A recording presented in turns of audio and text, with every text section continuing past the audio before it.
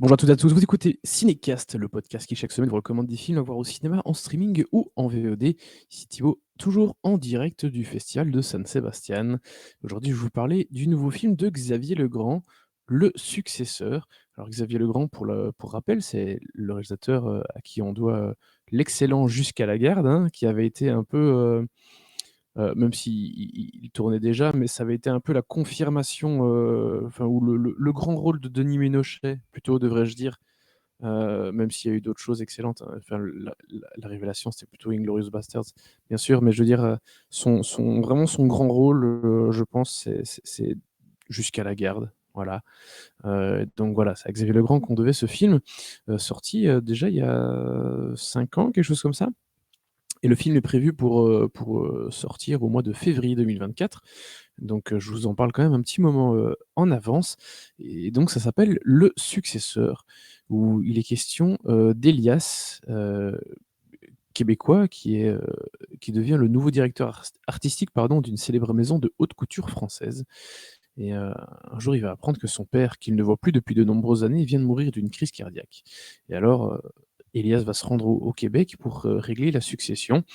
Et le jeune créateur va découvrir qu'il a hérité de bien pire que du cœur fragile de son père. Voilà.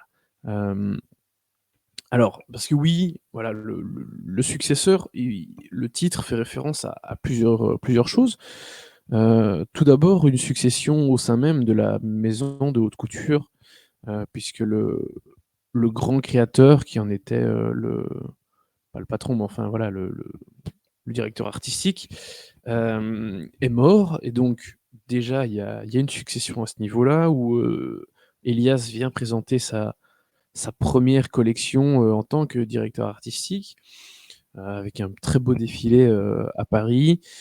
Et hem et puis il y a évidemment la deuxième lecture, à savoir successeur de son père, héritier de son père, qui est mort. Et donc Elias, qui n'a plus de contact avec lui depuis, une bonne vingtaine d'années, se pose des questions, par rapport à des angoisses, par rapport à son cœur. Il sait que son père a eu une crise cardiaque quelques années auparavant. Donc depuis, il panique un petit peu. Il se dit: «Peut-être que, j'ai hérité de problèmes cardiaques également». Comme quoi, même s'il n'a plus de contact avec son père reste quand même toujours présent, d'une façon ou d'une autre. Et ici, il l'est quand de façon, enfin, à venir rappeler que, bah, la santé, on la tient peut-être de nos parents aussi. Et puis donc voilà, quand il meurt, Elias va faire ce voyage à Québec pour aller régler, la succession, vider la maison, la vendre, les funérailles, enfin l'organisation des funérailles et cetera. Il va devoir s'occuper de tout ça. Et donc il va arriver dans un endroit, même si bon, c'est son pays d'origine, il est un petit peu, c'est un peu comme s'il débarquait, dans un pays inconnu. Il a plus vraiment de repères. Il est très seul, il connaît pas les amis de son père, il connaît pas les voisins. Donc voilà, c'est un petit peu, en terre inconnue. Et effectivement, comme c'est dit, sous-entendu dans le synopsis, heu, alors qu'il va régler, tout ce qu'il y a à régler, d'un point de vue administratif, vider la maison et cetera, il va découvrir que son père, était peut-être pas, exactement la personne qu'il pensait.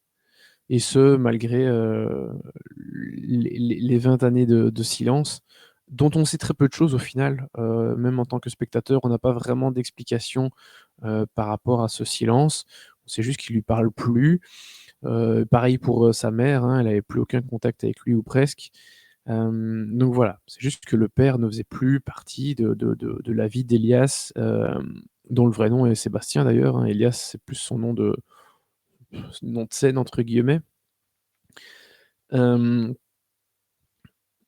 Et donc, en fait, la réflexion qui est faite dans le film, c'est que quand Elias découvre, heu, ce secret sur son père, hem, évidemment, ce que le film essaye de nous montrer, en tout cas la réflexion, du film, c'est: est-ce qu'on hérite de tout au final?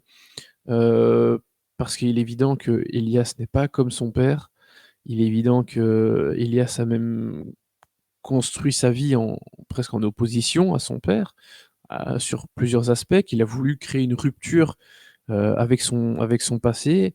D'ailleurs, au début du film, toute la partie, quand il est à Paris et même au début quand il retourne au Québec, il parle avec un accent, français, enfin, il y a quasiment rien de québécois, en lui, en fait. Et hem et ça va changer un moment, parce qu'il y a une espèce de d'événement, de fait qui va faire qu'à un moment, Elias, c'est comme s'il rebootait, comme si son cerveau se remettait un peu sur les paramètres de base et que, d'un coup, en une fois, il va se remettre à parler avec un accent québécois, par exemple. Hem et et et ce qui est bien dans ce film, c'est qu'il interroge effectivement cette question de la succession. Est-ce qu'on hérite vraiment de tout? Est-ce que c'est génétique? Est-ce que, voilà, est-ce que parce que telle personne était comme ça, je serais, enfin, est-ce que parce que mon père était comme ça, je serais comme ça aussi? Non, mais donc voilà, il a construit toute sa vie en opposition à son père et au moment où il doit régler ce qu'il doit régler, bah, il va se rendre compte que, déjà, son père n'était pas exactement la personne qu'il pensait être, mais qu'en plus, sa réaction à lui était peut-être pas celle qu'il attendait de base et que, quelque part, il est peut-être plus proche de son père, que ce qu'il pensait, tout simplement. Hem et le film est assez pervers, enfin même très pervers. Je vais pas rentrer dans le détail de la chose, mais lié évidemment à ce secret paternel, et la façon d'illustrer, ce secret, de le raconter par rapport à la vie du père et de son entourage, je trouve ça assez fort, assez saisissant. On retrouve évidemment le côté thriller qu'il y avait dans Jusqu'à la garde, même si je trouve que Jusqu'à la garde avait des montées en puissance, encore plus fortes. Ici, on est quand même un petit peu en deçà, mais il y a vraiment une espèce de perversité énorme. Hem et notamment beaucoup de plans sur le personnage d'Elias qui soit est en train d'angoisser, en train de pleurer, qui en disent très long et qui apportent beaucoup d'émotions, de profondeur à ce que le personnage traverse et à ce que, et en fait illustre quelque part aussi les réflexions qu'il peut avoir par rapport à donc sa relation entre son père et lui et le fait qu'il ressemble à son père peut-être plus que ce qu'il ne pensait. Et puis qu'il réfléchit par rapport à lui-même, à ses actes, sa façon d'être et cetera. Et c'est là-dessus que je trouve le film vraiment très fort. Il y a des scènes que je trouve très sadiques émotionnellement parlant, mais elles donnent toute leur force au film, qui illustre vraiment bien j'allais dire la méchanceté, la le fait que les hommes soient quand même assez mauvais quelque part.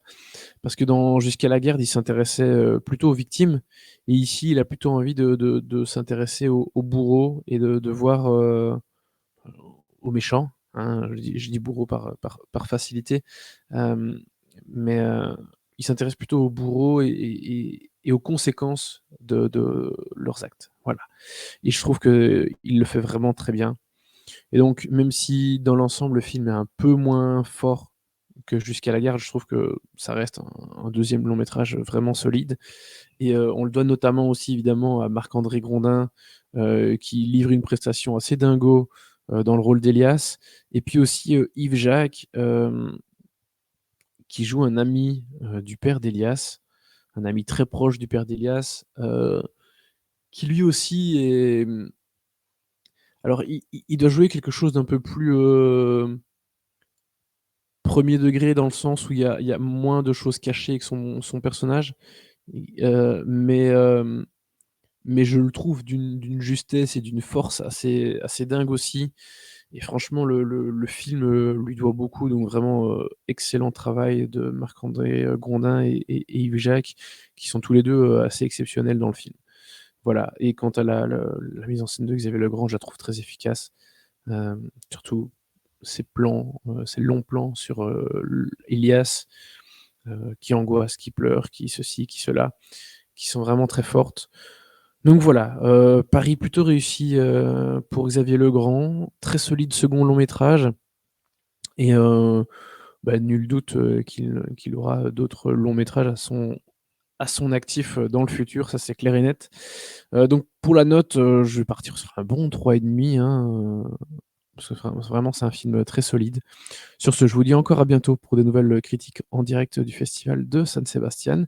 N'hésitez pas à nous suivre sur les différentes à nous écouter sur les différentes plateformes de podcast et à nous suivre sur les réseaux sociaux avec le handle @cinecastbe. À très vite.